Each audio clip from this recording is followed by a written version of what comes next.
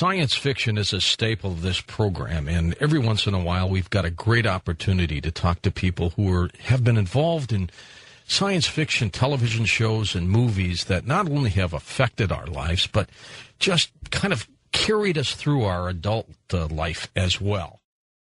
We've got two guests for you for the entire hour. A little bit later on, we'll take phone calls. First of all, of course, I've always introduced Bill before, so I'm going to introduce Angela first this time, Mr. Mumy. Angela Cartwright. A lot of you remember her when she started on the Danny Thomas Show, Make Room for Daddy. She was just a tiny little girl then, and then moved into the movie version of The Sound of Music.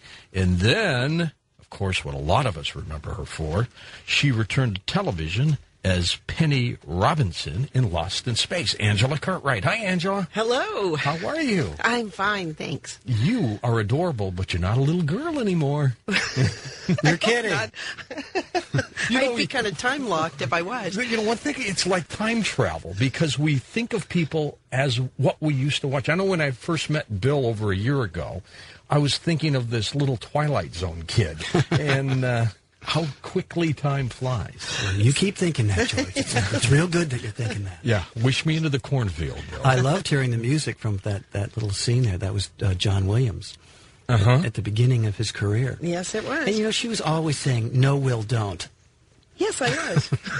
Well, that's great. Well, there's Angela Cartwright. Now it's just no, Bill, don't. And, of course, you all know Bill Mumy. Bill, of course, Twilight Zone, played some parts there. Lost in Space as the heroic boy astronaut Will Robinson. Went on to play in the popular science fiction series Babylon 5.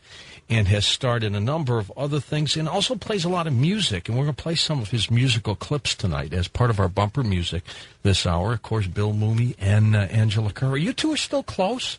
Oh, yeah. Together? Yeah, absolutely. Yeah, we've been friends for many years. We didn't talk for quite a while, but but we're speaking again now. Angela actually is a brilliant photographer and artist, and she's done all the designs and photography for my CDs and stuff, and she has gallery showings all over. Angela, your studio's not too far from where we are now, right? Is it close by? Yeah, it's in Studio City on Lancashire, a studio gallery, and I curate that gallery. It's black and white film photography, which isn't that seen much anymore, being film, but there are some real lovers of black and white. Were you always interested in photography? Pretty much always, yes. And then I got totally hooked on it when I was 15. My parents gave me a 35mm camera, and I have so many pictures. I mean, I've just shot pictures all my life. How did your career get going? Because you were born in England, right? I was, yes. Okay, but you were an American. No, No? I am now, Yeah. but at the time I was born in England, and my parents had a dream to come to America. And You don't have an accent. well, She's been here a while. I know. I've been, a New York girl, and I've been an Austrian, and been up in space as an American. So, Yeah, you do have it that kinda, space accent. That I do? Yeah. Oh, that's good. I think you picked it up from the bloop. Probably. But the first big part was with Danny Thomas, right? Well, I actually did a movie with Paul Newman, and I was his daughter in Somebody Up There Likes Me, which was his very first movie. I had a couple lines in that. And then Rock Hudson and Sidney Poitier did a movie called Something of Value, and I was stabbed to death by Sidney Poitier. Ow. And then I auditioned better. for Danny Thomas, and I actually was on that show 7 years. It was incredible. We used to watch it all the time. You know, our family is of Lebanese heritage, and so my father would always sit us down to watch this program. He loved Uncle Tanous. Oh, yes. He was quite a character. A lot of people remember him. What's so great is they are actually coming out with a DVD from the 5th season of The Danny Thomas Show, which was the season that I joined the show.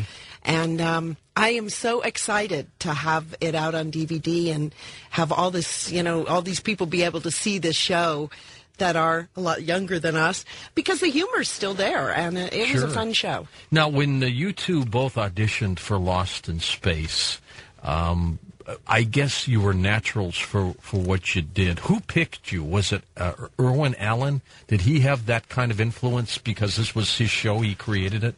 Yeah. Actually, I was cast. Irwin called me in. He was a big fan of Danny Thomas, and he called me in and he said, "Oh my God, I didn't know if you'd come in smoking a cigar. I'm so glad that you're the age you are. I think originally we were supposed to be twins, Penny and Will. And, they lived, I don't know how Bill's interview went, but they just put us together. They put us together, and as fate would have it, here we are today. I had just finished a film at 20th Century Fox, and that was the studio that produced Lost in Space. I'd done this film with Jimmy Stewart called Dear Bridget, and they actually just, I didn't audition for Lost in Space. It was offered to me, and it was the first television series I'd done, and I really wanted to do it because Will Robinson was like a little superhero, and superheroes were what got me interested in becoming an actor in the first place when I was like 3 or 4, watching Guy Williams as Zorro and George Reeves as Superman, and it was that kind of character that inspired me to want to get inside the TV in the first place. So Will was kind of a little superhero, so I was very happy to do Lost in Space. Was there ever anybody in the robot, or was that like a puppet? No, it was. I can't believe you're asking us that question, George. Oh, I've got a few more. I can't believe you're asking us if there was a man inside the robot. But yeah, it was Bobby May. Bob May was inside the robot. He came from a vaudevillian family. He worked very hard on the show, and he memorized all of the dialogue, and he delivered the lines. But of course, it sounded like a man in a fiberglass box, because as fate would have it, it was a man in a fiberglass box. So his dialogue was then re-recorded by Dick Tufeld, who was a very happening voiceover guy at the time. So it was actually 2 actors who gave the robot character. Is he still with us? Both of them are still with us, yeah. Bobby and Dick are still around, although they're not exactly a band. It's not like the Smothers Brothers. And you, Angela, had a little alien pet monkey. I did, Debbie. Debbie the Bloop? Yeah. Bloop, bloop. And you know what? It was actually Bill that wrote me an email. What was it, 4 or 5 years ago? But Debbie is dead. So she passed away about 5 years ago. But she had a great career. Oh, my God, how long did she live? A long time. I'm not going to say how long, but if you do the math. She had 2 television series going at the same time. When we were doing Lost in Space, she was also co-starring in a series called Doc Tari. Short-lived. What kind of monkey was she? Chimpanzee. A little chimp, huh? Yeah. Those things can be vicious. Well, Angela's now going to tell you the story of why Debbie was de-toothed. I know, but I had nothing to do with that because I love animals and I love pets, but she did bite me one day and then everybody freaked out and I was fine. I never said anything about it, but she came back and she didn't have any teeth. I feel terrible about that. Oh. But it didn't hurt her much. I mean, she went on to be the face of Planet of the Apes. Right, and, they used her face for the mold for that, right? And she continued to gum many of us. And then all of a sudden, we came back, I think, in the 3rd season, and she wasn't there anymore. She wanted too much money. I guess so. It was, now, the person who is not with us anymore, of course, was Jonathan Harris. Yes, indeed, a one of a kind. There shall never be another. Oh, dear. Started in Lost in Space. I mean, he was out to kill the family. Yes, he was a nasty person. Yes, don't he you was. forget it.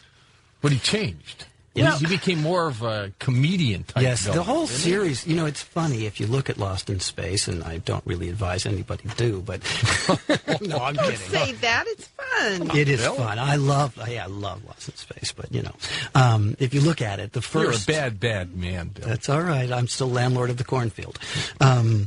If you look at it, right, the first 20-some episodes are pretty much an adventure ensemble sci-fi. The black and white season. Serious sci-fi type project. And then the next 25 or 30, it becomes this almost fantasy, campy, ridiculous, over-the-top humor, slapstick stuff where half the cast are playing it straight and half the cast are playing it for huge laughs.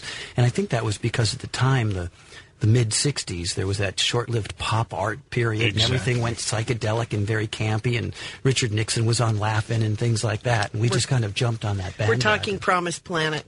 And then the 3rd season, it kind of was a melding of both. It was somewhat back to sci-fi half the time, and the other half we were standing around talking to giant carrots, It was just...